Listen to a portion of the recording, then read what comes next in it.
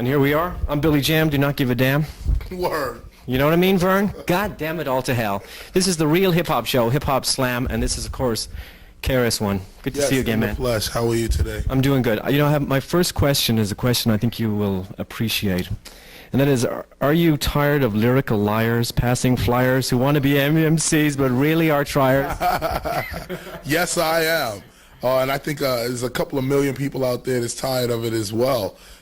People haven't really gotten a chance to see real raw talent. Yeah. And it's about time they did. You know, it's necessary for us to step up into real talent. It's the difference between hip-hop and rap. Rappers will come to you on video and radio only. Hip-hoppers jump on that mic, like this mic right now is tantalizing. Jump on the mic and just, you know, give the crowd something. If you could rock the crowd with music and lyrics that they never heard before, that's when you've captured hip-hop. Well, that's what your whole new album is about. It's about what real hip-hop is. Yes, yes, and it's very important. A lot of kids growing up these days don't know. You know, the whole purpose of KRS-One actually is to be a teacher in the hip-hop community and to give something to rap, because rap is a good marketing tool, but it's not the core. It's the difference between Tropicana orange juice and fresh squeezed. Rap is Tropicana, it's cool, you know, you get your orange juice intake, it's fine. But hip-hop is that fresh squeeze with pulp and seeds in it. And a lot of people need to get up on that to know, you know, it's like if you're listening to rap right now, you have no foundation, so you really don't know what you're listening to. If you know what hip-hop is about, you have a better perspective as to what rap is about, and you can critique rap in a better fashion. If all you can do is critique rap based on the video that you see, you're in an illusion. That's not really what's happening and not really what's going on. So yes, I would say, you know, to kick it off, man, I think it's time for hip-hop to take its stance forward and rap to take a back seat. Yeah. No, but they fed the fire. They didn't spark the fire, but they fed it. Who sparked the fire, I think, is rappers not being true to the game. If rap artists was true to what, you know, if we stuck together, let's start there, as a rap community or as a hip-hop community, you would see more real hip-hop coming up. But what happens is you have one or two people who take from the hip-hop and make huge selling rap records, and then people think, wow, you know, record companies into records. They're into music business. They're not into music. They're into music business. So when you sell 8-9 million records off a rap record, they want to know how you did that. What do we got to do that? Does that mean we got to cross you with rock? Does that mean we got to cross you with reggae? Does that mean we got to... What do we have to do to sell these records, get 2 million records? So I think a lot of artists, they went in that direction, but they didn't offer nothing. It's like you have to be able to offer something. You don't leave your house for the sake of yourself. You leave your house hoping to advance not only yourself, but to bring something back home and say, look, this is what I'm going to do here and there. We didn't have that. We had people jumping off in South Carolina that didn't know Africa Bambaataa, didn't know the politics of hip-hop. We had people jumping off in Cali that didn't really know, although Bam set up a chapter in of Zulu Nation in California through Ice-T and Africa Islam, there was still a large percentage of people who wasn't down with that, but was jumping off doing rap. Same thing with people jumping off doing actually planet rock. They just jumped off and said this whole techno thing they call techno is really hip-hop. It's planet rock. It's Africa Bambaataa's Party People. That's the whole Miami-based thing, too. That's the whole thing, but nobody wants to call it hip-hop. That's my point. They're snatching the Do you think Hoop There It Is Africa Bambaataa for 93? Yes, yes, all of that. And I think Hoop There It Is a dope record for them. But... And I don't know those guys, so I don't know what they're doing, but I think that they need to show Africa Bambaataa the ultimate level of respect.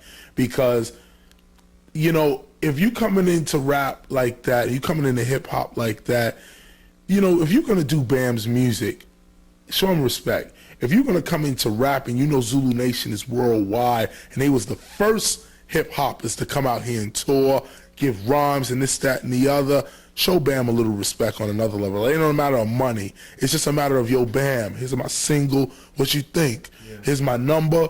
When's the next Zulu Nation anniversary? Can I get down? What's up? Let me know what's going on. But people bypass that and they think, you know, I'm over here in Little Rock, Arkansas. Fuck Bam. Oh, I don't know if I say that, but forget Bambaataa. We ain't got to deal with him, you know. And that makes things get haywire. So in a way, it starts with the artist not being true to hip hop. There's no like hip hop book that you can send around and say, if you want to get into hip hop, here's how you do it. There's no book. There's no written language. You got to know people. You got to know, and you got to be down with it like that. The way you do that is by coming to New York. Bam still lives in Bronx River, still got his little setup out there. He's still chilling. But what about someone who sort of grows up in Oakland and they know that? They've heard, I mean, you know, the rap that was the pop hits on the station over there in 79, 81, and then they just came up with a new style and they just love the rap even though they don't know the history. What, you think it's wrong for them to rap? I think they should rap, but they should make it very clear that they're rappers and not hip-hoppers. Because there's a difference. When you're into rap, then it doesn't matter where. You could jump off from Japan. If you're into rap, it don't matter. You come out with your video, you put your single out, you're trying to get a chart position, you're trying to sell 1 million records, that's rap. Hip-hop is a culture. It's a way of life. It's a thinking. It's a striving to get ahead, to get respect, to get juice on the block. That's hip-hop. If you're going to say, if you're going to call yourself, like they call Mary J. Blige, the queen of hip-hop. Hip-hop soul. Hip-hop soul. I mean, that's, you know, she might not even agree with that concept herself, but still in all, people are saying, you know, they're using that word hip-hop too lightly and saying, oh, hip-hop, and everybody's supposed to be down with this hip-hop, and, you know, this is the way it is. But in actuality, you know, if you come from somewhere else, you can give respect. Everybody knows hip-hop culture because everybody is basically in some sort of stress and turmoil, and everyone has to express themselves through music, through art, through dance, through spoken word, through everything, and that's all hip-hop, fashion, you know, all of that. And I think people front on that, and they don't want to do that. They want to satisfy, I can't even say the white man, because white kids be going out too, but they're trying to satisfy the status quo. Yeah. They're trying to satisfy, whoa, I want to drive a limo, I want to be this and that and the other, and they're not worried about the art form. Art, sampling, that's an art. You just don't take somebody's record and rhyme over it so you can get a hit. There's an art to sampling certain records and blending them to make something new. That's natural. That's recycling. That's a whole nother level. But what happens is you have a few people that take sampling and they just sample somebody's record and rhyme over it. It's my record now. Right, because they found the sample first. Because they found the sample first. That's nonsense, and that's not hip hop. And basically, that's, you know, what I think. I think anybody can do hip hop because hip hop is in every state. It's just people in that state. You ain't got to know me. You ain't got to know Africa Bambaataa. You ain't got to know nobody. But you got to represent. You got to represent the hip hop. If you know hip hop has had break dance and electric boogie, try to incorporate that in your act. If that's all you know. If all you knew was Run DMC, then try to dig a little deeper. Run DMC, what were they about? You know, they had records like It's Like That. I mean, they was conscious on another level. Plus they had Daryl and Joe records, Tougher Than Leather, all kind of booming bass records. They, you know, you can dig for the hip hop. It's out there, but people don't represent. And, you know, that's it.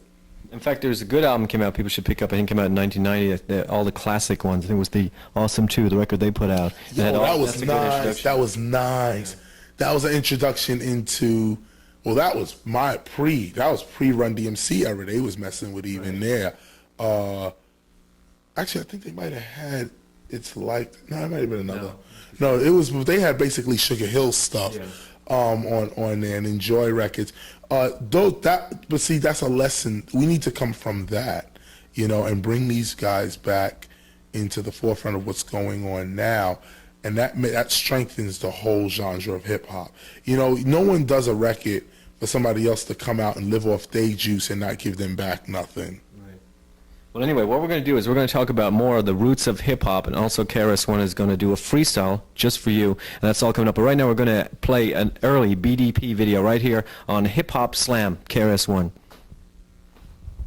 Is there someone trying to get in? Word. Just come back here. And we're back on Billy Jam HipHopSlam, chilling with KRS-One in New York City. The new album, Return of the Boom Bap. Word. This is a good one. Also, too, now I was saying how this is like a tribute to the old school. You have something that is almost pretty much extinct now on rap records, the human beatbox. Was that you doing that behind it? Because I thought, yeah, it was. Okay. Yes. It was actually word. I mean, People should get back to it. It's refreshing to hear it. it is, and I think it's very refreshing to. You just gotta see. It's refreshing to you because you like hip hop. But that record was put on there. I guarantee you, maybe that might appeal to a few hip hop heads that like are in the city. They get the album, they're like, "Oh, okay, I could dig this." But for the most part, in terms of selling records, you got the 13-year-old kid out here. They're not gonna understand. But I think a lot of it is the record company don't give the person a chance. Just like with political rap, if you go to a record label, they say, "Well, that's not in. We want blunted and whatever, jump rap." Right. And maybe if the people got a chance to hear it, they would like it. Well, the only thing with that is the record company doesn't care what you put out. They just want you to sell records. So if you find a way to make your art sellable, then it's fine.